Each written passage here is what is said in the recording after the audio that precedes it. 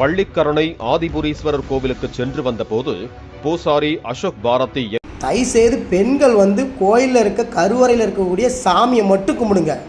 அங்கே இருக்க ஆசாமிக்கிட்ட போய் கும்பிடையும் செய்யாதீங்க, அவன்கிட்ட உங்கள் கதையெல்லாம் சொல்லாதீங்க. நிறைய பெண்கள் அப்படி தான் இருக்காங்க.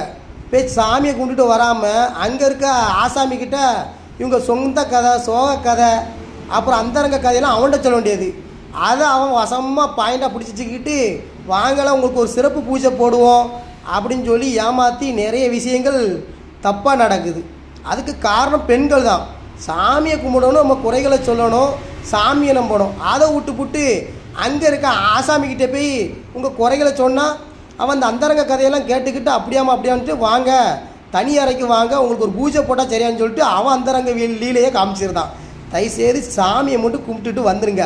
அங்கே இருக்க ஆசாமிக்கிட்ட உங்கள் சொந்த கதை, சோக கதையெல்லாம் சொல்லாதீங்க. கடைசியில் உங்கள் வாழ்க்கையை சீரழிஞ்சு நாசமாக போயிடும்.